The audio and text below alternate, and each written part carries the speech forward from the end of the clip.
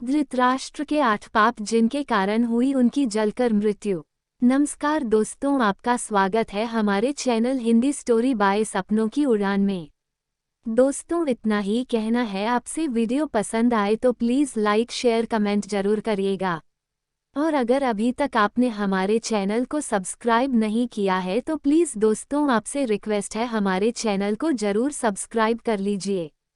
चलते हैं अपने टॉपिक धृतराष्ट्र के पाप कर्मों पर।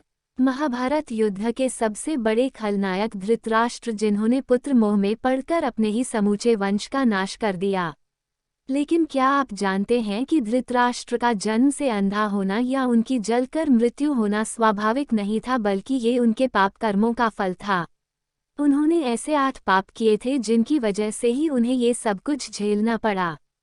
तो आइए जानते हैं कि वे कौन से पापकर्म थे जिसके कारण समूचे कौरव वंश का नाश हो गया और धृतराष्ट्र स्वयं जलकर मृत्यु को प्राप्त हुए। पहला और दूसरा पाप। गांधारी के साथ धोखा। धृतराष्ट्र का पहला पाप कर्म था, क्योंकि गांधारी को विवाह के समय यह नहीं बताया गया कि धृतराष्ट्र जन्मांध हैं। भीष्म पितामह ने धृतराष्ट्र का विवाह गांधारी के साथ कर दिया और धृतराष्ट्र के जन्मांध होने का पता चलते ही पत्नी धर्म का पालन करते हुए गांधारी ने भी अपनी आंखों पर पट्टी बांध ली। धृतराष्ट्र का दूसरा पाप गांधारी के परिवार को बंदी बनाकर मृत्यु समान कष्ट देना था। धृतराष्ट्र को जब ये पता चला कि गांधारी तो विधवा थी और उनके साथ तो ये छल हो गया, जबकि विद्वानों के अनुसार गांधारी के पहले विवाह से उन्हें गंभीर प्रकोप का सामना करने का योग था, जिसे दूर करने के लिए उनका विवाह एक बकरे से कराया गया। इसके बाद धृतराष्ट्र से उनका विवाह हुआ ताकि वह किसी भी तरह के प्रकोप से बच सकें।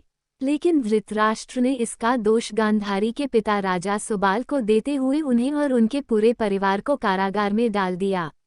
उन्हें कारागार में भोजन भी केवल एक व्यक्ति के पेट भरने का देते।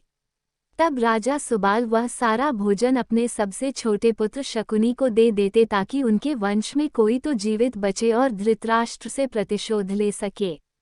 तीसरा और चौथा पाप। धृतराष्ट्र का तीसरा पाप दासी के साथ सहवास करना था। गांधारी के पुत्र, जिनको कौरव कहा गया, उनमें से एक भी कौरव वंशी नहीं थे।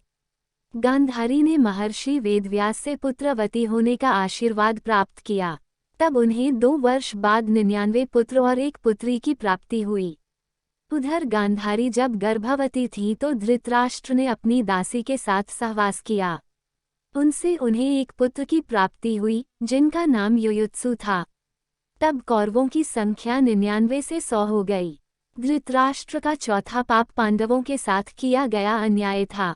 वह जानते थे कि पुत्र मोह में पड़कर वह पांडवों के साथ जो अधर्म कर रहे हैं वह उचित नहीं है, लेकिन उन्होंने फिर भी वही किया और सारे वंश का सर्वनाश कर दिया।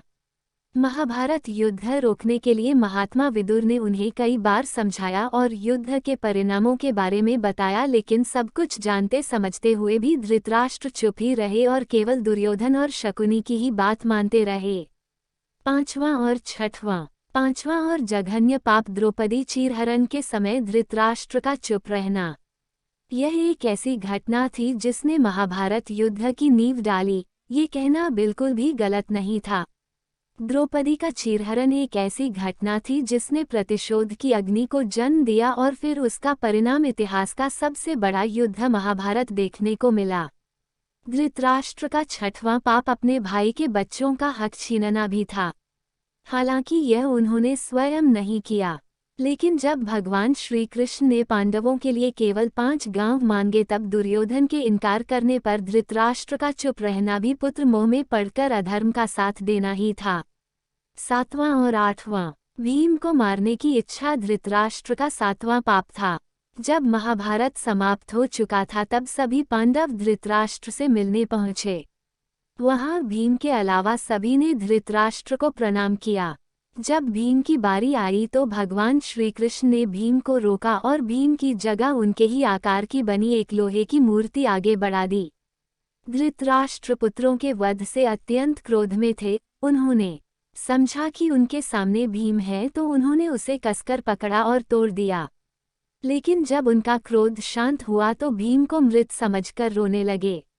उसी समय भगवान श्री कृष्ण ने उन्हें बताया कि वो उनके क्रोध की अग्नि को जानते थे, इसलिए भीम की जगह उनके आकार की मूर्ति आगे कर दी थी।